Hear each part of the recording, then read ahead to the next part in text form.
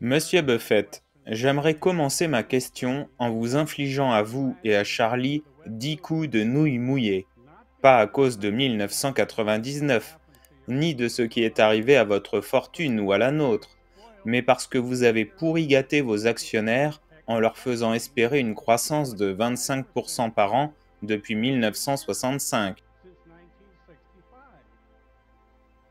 Et puis vient la mauvaise, très mauvaise année 1999, qui frappe tout le monde. Mais selon mes calculs, vous, personnellement, monsieur Buffett, avez perdu plus de 10 milliards de dollars. Pas des millions, mais bien des milliards de dollars en 1999. Alors, je ne pense pas que nous devrions trop vous en vouloir, car probablement tous ceux d'entre nous qui sont ici à ce stade de notre vie ont vu leur patrimoine net augmenter et ont gagné beaucoup d'argent. Donc aujourd'hui, vous ne recevrez pas de nouilles mouillées. Et les actionnaires ont, j'en suis sûr, perdu des milliers et certains ont même perdu des millions de dollars au cours de l'année 1999. Maintenant, après avoir lu votre biographie en novembre 1998, il faut malheureusement que je vous avoue que je ne vous connaissais pas plus tôt, j'ai commencé à investir le 24 novembre 1998. Et bien sûr, je suis un petit investisseur. J'ai donc acheté vos actions de type B à 2308 dollars. Ensuite, parce que le marché a chuté, j'ai acheté un peu plus le 4 décembre à 2229, puis j'ai acheté le 24 janvier 2000 à 1689. Je crois donc fermement à l'investissement au coût moyen pondéré. Et cela fait probablement 30 ans que je pratique cette stratégie. Je suis heureux de dire que mon investissement de janvier est en hausse de 15%.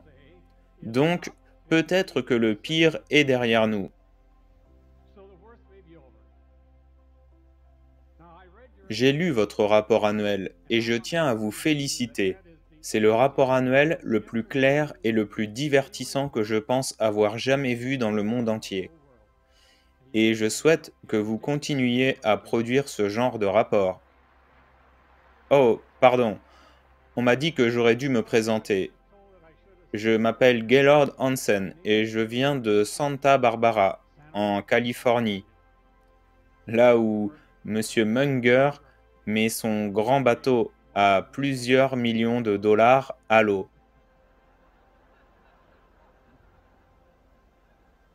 Je ne vais pas faire de commentaires à ce sujet.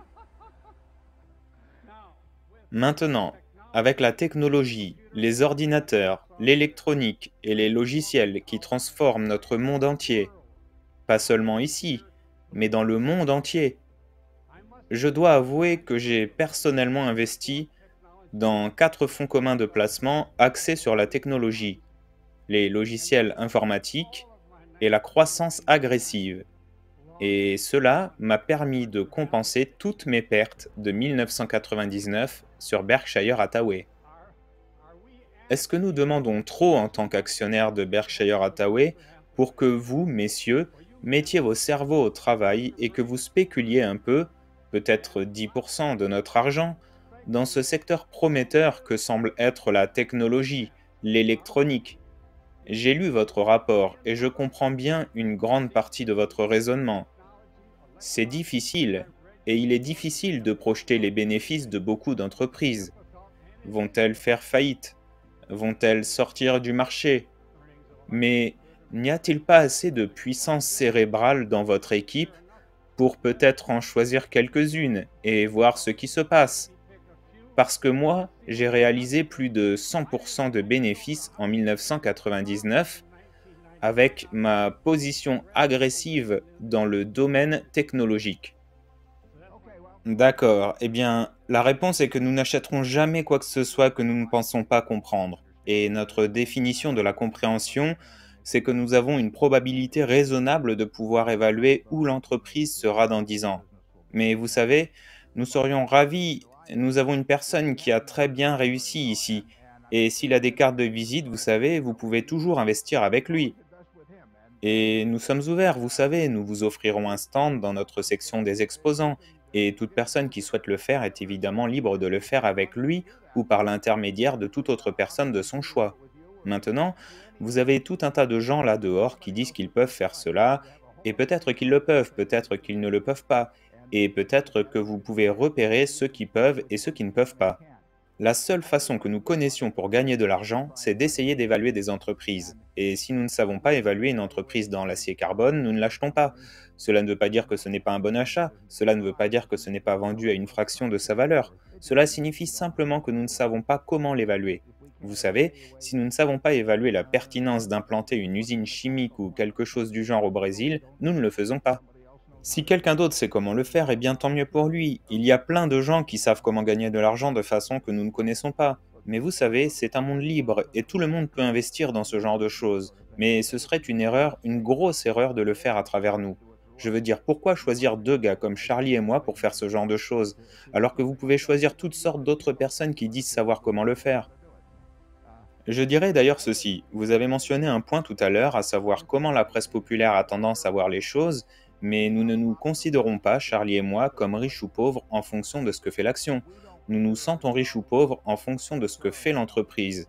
Donc, nous jugeons notre valeur nette en fonction de l'entreprise. Et nous ne regardons pas le prix de l'action, parce que le prix de l'action ne signifie rien pour nous. Je veux dire pour diverses raisons, mais au-delà de ça, imaginez essayer de vendre des centaines de milliers d'actions au prix du marché. Nous pouvons toujours vendre l'entreprise, nous ne le ferons pas, mais nous pourrions toujours la vendre pour ce que l'entreprise vaut. Nous ne pouvons pas vendre nos actions pour ce que le prix de l'action pourrait être nécessairement. Donc nous regardons l'entreprise dans son ensemble pour évaluer notre valeur nette et nous estimons que notre valeur nette a augmenté très légèrement, vraiment très légèrement en 1999. Et nous penserions cela, peu importe à quel prix l'action se vendait. Cela n'a aucune importance, car nous regardons l'entreprise, nous la regardons vraiment comme s'il n'y avait pas de cotation de l'action, parce que nous ne savons pas ce que l'action va faire. Si l'entreprise devient plus précieuse à un rythme raisonnable, l'action suivra au fil du temps, mais cela ne suivra pas nécessairement semaine après semaine, mois après mois ou année après année. Nous avons eu une mauvaise année en 1999, mais le prix de l'action ne s'est pas calibré avec cela d'une manière parfaite ou même proche de la perfection. Et nous avons eu de bonnes années à d'autres moments, où le prix de l'action était largement surévalué, ou il était trop optimiste par rapport à ce qu'il s'est réellement passé pendant l'année. Donc nous mesurons tout en fonction de l'entreprise. Nous la considérons essentiellement comme une entreprise privée pour laquelle il existe une cotation. Et si c'est utile de se servir de cette cotation, que ce soit pour acheter plus d'actions ou autre, nous pourrions le faire, mais cela ne gouverne pas notre conception de la valeur. Mais, Charlie? Oui, en général, je dirais que si vous avez une grande richesse sous une forme qui vous rend à l'aise, et que quelqu'un dans la rue a trouvé un moyen de gagner de l'argent beaucoup plus rapidement d'une manière que vous ne comprenez pas, vous ne devriez pas être rendu misérable par ce processus. Il y a des choses pires dans la vie que de se retrouver à la traîne en possédant une grande richesse, je veux dire. Tu veux en nommer quelques-unes?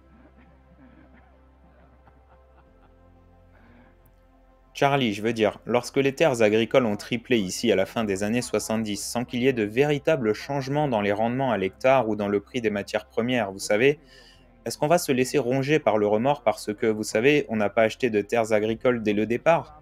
Vous savez, est-ce qu'on va s'en vouloir parce qu'il y a eu toutes sortes d'actions dans l'uranium dans les années 50?